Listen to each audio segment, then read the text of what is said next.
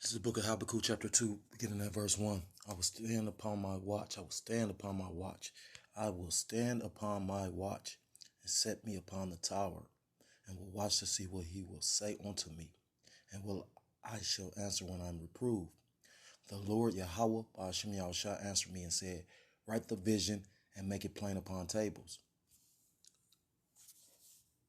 The vision is these prophecies, and then make it plain and simple to the peoples. No gimmicks, like the elders was going into that one camp that had a 4-hour sit down, that he may run up that read of it. Because when you get into these prophecies actually, it talks about in the New Testament about how, because these manner of things are coming, because these things are coming, what manner of person are ye to be? For the vision is yet for a appointed time, going into these prophecies again, but at the end it shall speak and not lie. Though it tarry, meaning it looked like they were starting up, stopping, starting up, stopping. I was listening to the elder apostle, I believe it was the elder apostle Gabar, but also the elder Malcolm from Chicago, and he was saying, basically, because we have understanding of the scriptures called Loyim La Yahweh Shemel Shai, that we understand, you got people thinking that the war was gonna start off, between Russia, America, yada yada yada, yada yada yada. And although that's prophecy, at the end of the day, Russia's gonna attack America, and America is gonna, although it's gonna be a World War III, other things, other prophecies might come to pass first. Mainly that MOTB. And so it looks like things are picking up, with the, how Trump shut down the government, but made them, the federal employees still work without getting paid.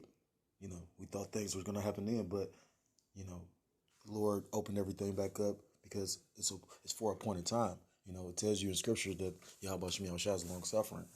And that's, if we are made in his image, we have to learn to become long suffering as well. Yahweh Shem Yahushua is preparing us for some very dark and hard times.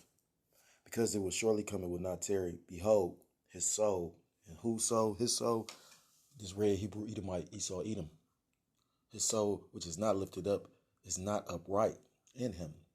It talks about in the scriptures about the Most High God, who can make straight what the Most High God made crook. The Most High God made the righteous and the unrighteous.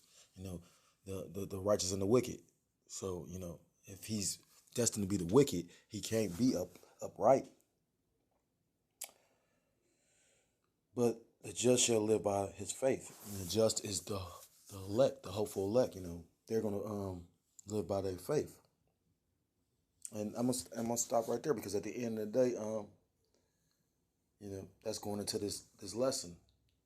I want to say, call Loyim La Yahweh Shem Yahushua Hashem. Double honors to the apostles and to the elders, a great millstone who do rule well. Peace and salutations to the Akim across the four corners of the earth, pushing this truth with faith and with sincerity, as well as risking their lives and the freedom to do so, now more so than ever. Shalom to the Akwath and the Akim out there listening and learning. Lord willingly, this is edifying. Shalom to the Israelite foreigners scattered abroad in the land of other nations, appearing like the other nations, but whom subscribe to this truth. To you I say shalom.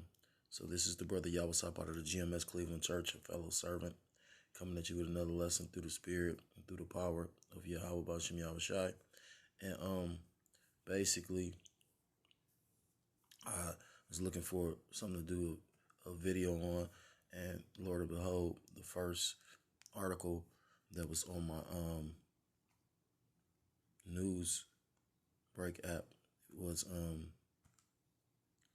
this article about inflation. And I just did a video about inflation. So when you go into, or if you actually in the proper spirit, you should understand that the Most High Yahweh Ba'ashem Yahushua is speaking. I forgot how the scripture goes, but it talks about how the Most High God, Yahweh Ba'ashem Yahushua, speaketh once, speaketh twice, but man does not perceive it, roughly paraphrased. So, the Most High is always speaking. It's just, if you being spiritual or carnal, a lot of brothers bring out when we're at camp, on the highways and hedges, we might be speaking on something, and the Lord Yahweh Ba'ashem Yahushua will manifest that right in front of our eyes. So, we're speaking things into existence. And one of our heads of our camp was saying he noticed how, like, when you say things, like, the Most High is speeding that up. So, that spiritual power we have actually to speak things into existence, because basically we are the words in the mouthpiece of the Heavenly Father. It tells you that in the book of Luke, chapter 1. He's speeding that up. So call lawyer Yahweh for that. So seeing, like I said, I just did a video about this inflation yesterday, and now this is more and more in the news. So best believe this is going to come, and I can't say when, but believe sometime this year. I was listening to the Elder Malcolm, and majority of the time when he says certain things, he's absolutely correct. He was saying he could see by summertime, which I can. I can see you around summertime too, when it's hot and people frustrated, ain't got no money, and violence going.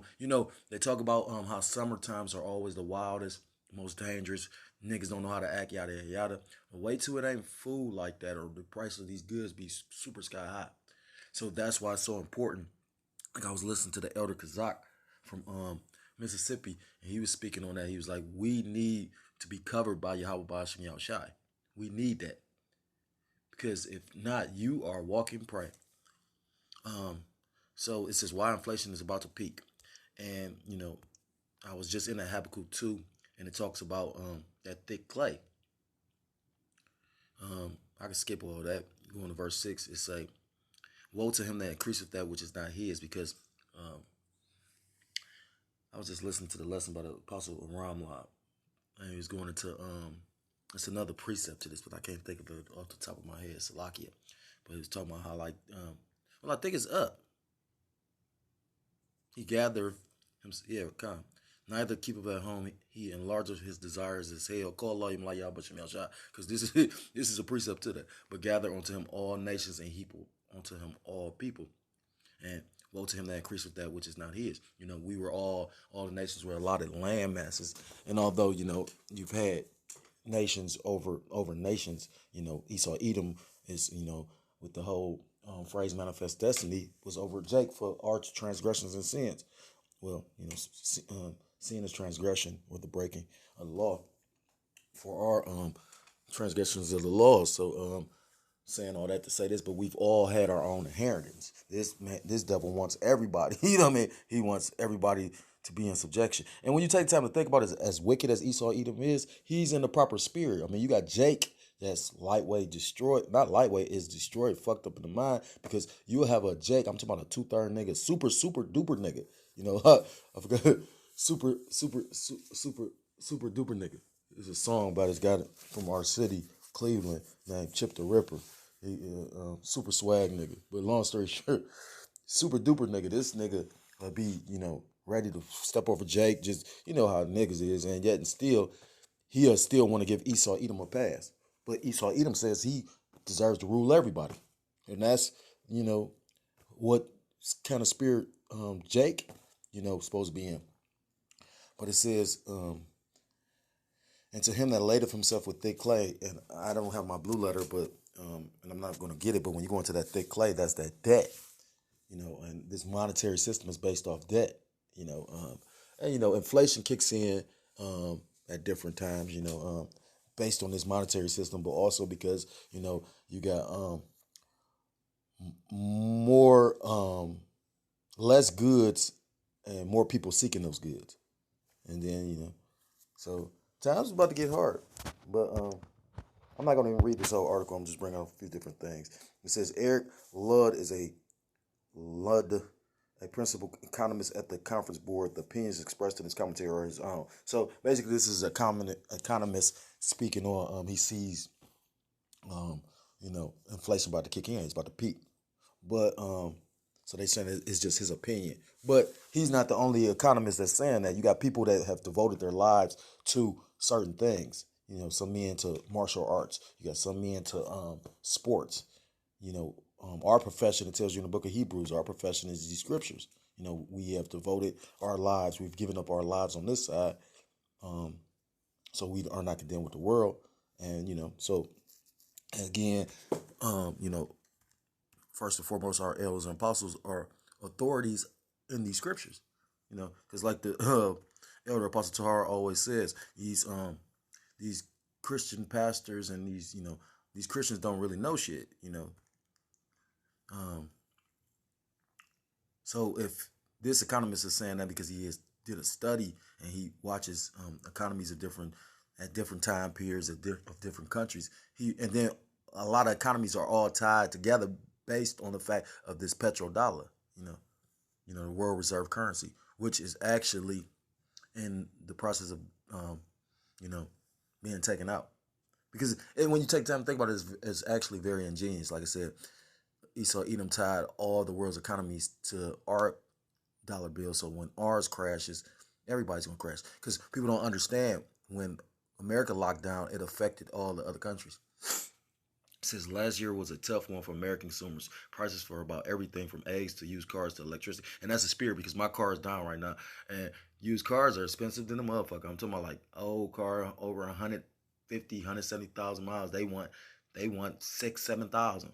I was just looking at a car lot earlier today because I went to go see about a particular thing, and I'm talking about they want $1,800, but you could clearly tell these is used cars. So, I mean, I don't know, the Lord bless you and this place going down. I mean, take advantage of it because, like I said, I hate the fact that I own a vehicle, but it's not running. I can't. The Lord must want to sit me down because I can't even get anybody to come look at it. So, it says crept higher, and by the end of the year, we're up to 7% for a year earlier. From a year earlier. Unfortunately, that number went even higher last month with the consumer price index hitting 7.5 year over year in January, a 40-year high. But there's is good news. This alarming high inflation number should begin to drop soon.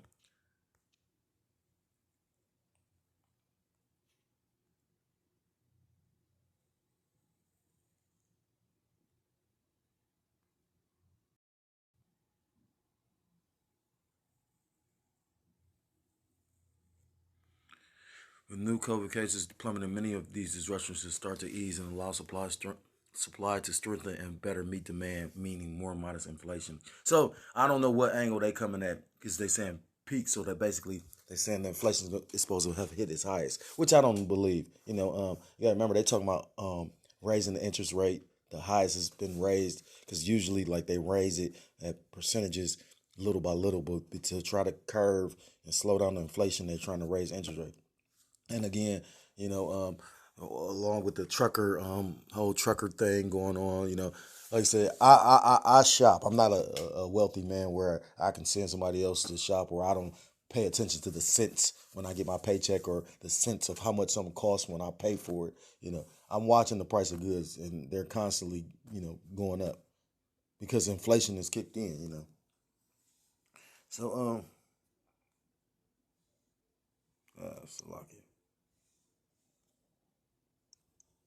And I'm probably gonna leave it at this because at the end of the day, this is an economist and this is his opinion. But it says to be clear, the latest frightening high end over so like a high year over year inflation reading, the one that always makes headlines, will take some time to reflect these easing disruptions. So he's saying that basically it's peaked, so it should start like basically easing out and going down. But he's saying it's going to take a while for that to reflect. I don't agree with that. Certain things are prophesied in the scriptures to come to pass.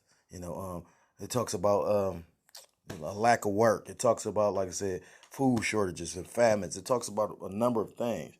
It talks about this place not getting better but getting worse. Talking about only evil shall come to this place.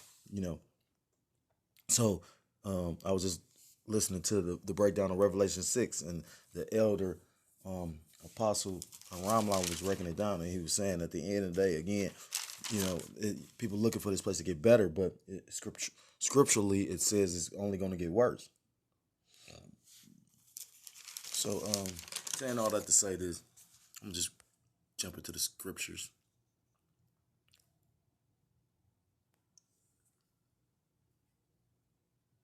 Matter of fact, let me get that in. Because the book of Ezekiel talks about evil, and only evil shall come. This is the book of Ezekiel, chapter 7, verse 4.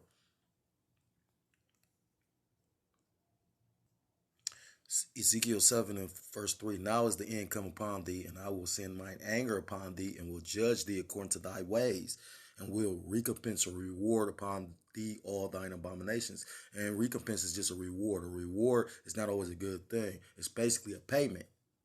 So you could be rewarded a good judgment where you're blessed, or you could be rewarded. Like for instance, when you go into the account, when you had the master and he gave each of his servants a penny, or he gave them, and he said, "Occupy till I come," and basically multiply that penny, and basically you had some that multiplied it and they got rewarded, and you had that one that hid his penny in a napkin, hid it.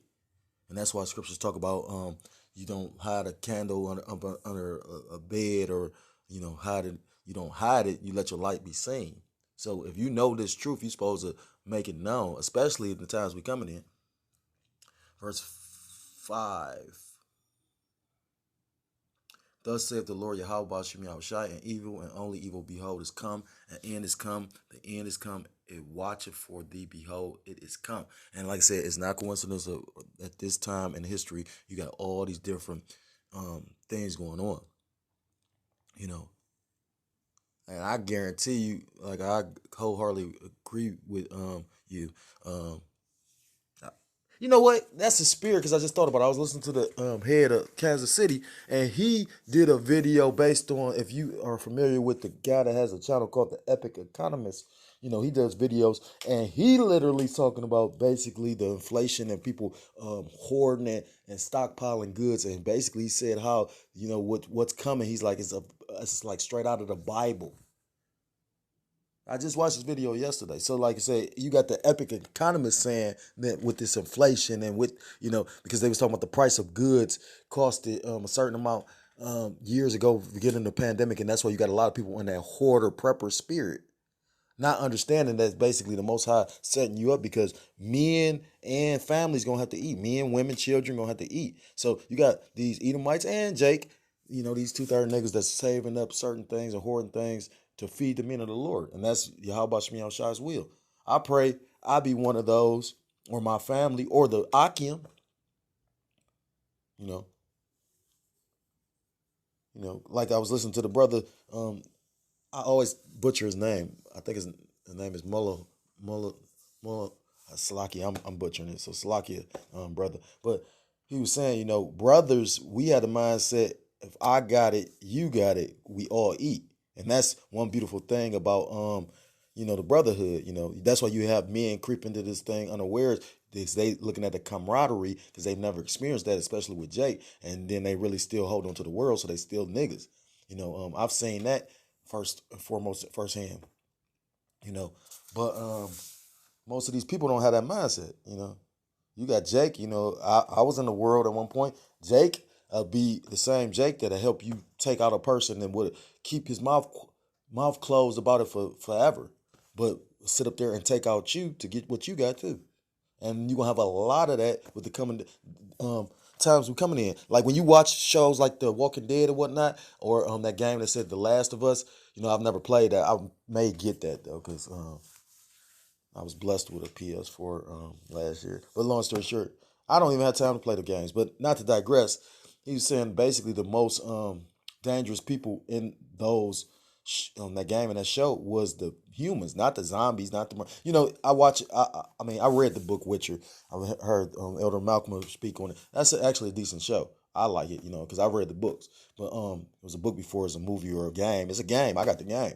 But long story short, he was a monster hunter, and he was dealing with the politics of the kingdom, because although it's in a fantasy world and it's supposed to be knights and yada yada yada and kings and princes and all that other queens and shit, literally he's the most dangerous people wasn't the monsters that the guy the Witcher had to fight. The most dangerous people was the human beings behind the scenes, manipulating, controlling everything.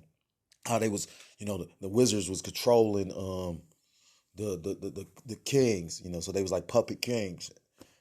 Not to digress, but so the point is, human beings, human nature, that's why this flesh is so wicked. You know what I mean? You'll have whatever nation you is, you have Salaki, Yahweh Bashim Yahushua put a reprobate spirit on a person. They thinking that they're more than, they worship the creation more than themselves. I mean, Salaki, they worship the creation more than the creator. Salaki, that's in the book of Romans. So, that's why it talks about not being tied to this world or with the affairs of this world. First Timothy, I think it's Second Timothy, chapter 2, talks about a good soldier. Yahweh Shem Yahushua basically does not care about the affairs of this world. So that's your family, your job, and all that. You got to think about it. You had a lot of people literally go take this shit for the government to roll back restrictions. I did a video about Washington. Washington was talking about you couldn't even walk around without a mask on. You couldn't leave your house. Now they didn't lift it and went back and recanted on all that. Talking about opening it up, fuck the mask mandate, all that. So I'm wondering what Esau Edom about to do. I ain't gonna lie. So it says, 1 Timothy 6:6, but godliness with contentment but godliness with contentment is great gain, for we brought nothing into this world, and it's certain we can carry nothing out. And having food and raiment, let us be therewith content. So long as we're eating, especially in that day, because like I said, you're not gonna give a fuck about what car or what bitch you could pop. There's a guy I work with, and he a 2/3, but you sometimes you got people in the world that you still kind of deal with long as you ain't going off. And sometimes you got to recognize, even if you ain't necessarily going off, you're supposed to be growing into this thing. And that's the spirit, because a lot of our heads in our campus speaking on that, and the elders is in that spirit right now. They've been speaking on that lately. But nonetheless, if the people that your circle or who you associate with, because you are pretty much like whom you are around. I remember a guy from the streets said something that I never forgot. He said, he wanted to be the dope man, so he didn't hang around the nickel and dime niggas. He hung around the keyboys. Because how you gonna learn how to be a keyboy around a nickel and dime nigga? You know what I mean? So if you really want to be wholeheartedly in the truth, you got to be wholeheartedly in the truth amongst the brothers, being brotherly, doing your lessons, doing your sit downs, reading, studying, yada yada yada. I have an issue with going into the Greek and the Hebrew as far as the words, the root words and whatnot, and that's why brothers are so have such a strong foundation, because they've actually soaked in that role. They know, so you can't, they fully persuaded. And having food and raiment, let us be there with content. But they that will be rich fall into temptation and a snare, and into many foolish and hurtful lusts, which drown men in destruction and perdition. For the love of money is the root of all evil, which some covet after they have erred from the faith. That's the spirit, because the elders and certain brothers was literally going into like Sakari and these other camps. We were labeled bums, Bummanites, or because of the fact that we're not on the world. But then, and that show you the terrible power of Yahweh Shem Yahushua, because I often hear the elders talk about who they think is men of the Lord, although you see them clearly going off. So a person can, I have done it. Pride puff up. Knowledge puff up. So you could not realize you going off. That's why rebuke is so important. A person might be going off and don't even realize it. And if you ain't repenting, that's what's gonna get you judged. So, if I've gone off recently, I pray how about Shemi shall forgive me. I pray that any Akim that's listening and learning, I might offend it. I hope they forgive me.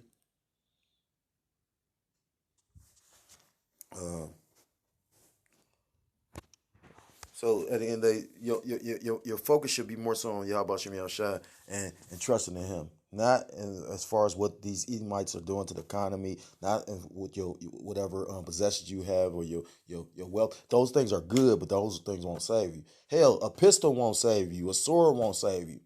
And it's good to have, but if the Lord Yahweh Shem Yahushua is not with you, you can have the biggest gun in the world. If you can't get to use it, that's the spirit, because I was just watching that World Star Hip Hop video where you had the Jake dude behind the Jake female, and she had the pistol, and he saw it, and basically he took her pistol from him. He took her pistol from her. So although she had a weapon, she couldn't defend herself from this dude. That's just proving my point. At the end of the day, we need Yahweh Shem Yahushua wholeheartedly. This is the book of Isaiah, chapter 46. I'm going to start at verse 3. Hearken unto me, O house of Jacob, and all the remnant of the house of Israel, which are born by me from the belly, which are carried from the womb. Verse 4. And this is concerning the elect. And even to your old age I am he, and even to hoary hairs will I carry you. I have made, and I will bear, even I will carry, and I will deliver you. And you got to believe that. I guess it was in the heads chat, but they played this video, the video that Michael, the coach, I forgot what team he coached, but Michael Singletary, and I think he coached the Bears, didn't he? But he was going into the type of individuals he wanted on the team, and you have to have a winning mindset. You have to think positive instead of negative. We have powerful minds. The mind is very powerful. So you got to envision. Envisioning is a hell of a exercise to start getting into. You got to be able to see it. The prophets were called seers. So you got to see this. We out here chatting down Babylon, but if you really wholeheartedly don't believe it, if you can't see it, we see it. That's what we believe it, and it's coming to pass. So you also got to see Yahweh Shem Yahushua is going to deliver you. And I'm gonna end on this. Because at the end of the day, again, your money's not going to save you. Nothing's going to save you except for if it's the will of Yahweh Shem Yahushua to save you. And the elect is going to have this mindset. This is the book of Exodus, chapter 15, verse 2. And the Lord Yahweh Shem Yahushua is my strength and song, and he is become my salvation. He is my power, and I will prepare him a habitation. My father's power, and I will exalt him. So, it talks about the name of Yahweh Bashim Yahshua being a strong tower. The righteous run up into it.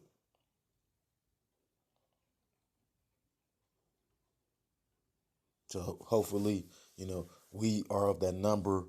Hopefully we are the righteous, and hopefully we are of that number that's allotted salvation. And with that, I'm going to end the lesson.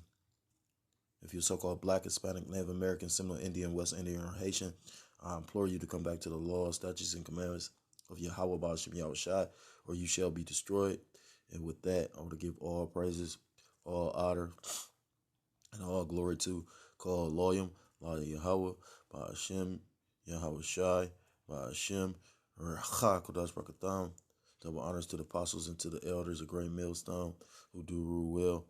Peace and salutations to the Akim across the four corners of the earth, pushing his truth with faith and with sincerity, as well as risking their lives and the freedom to do so, now more so than ever.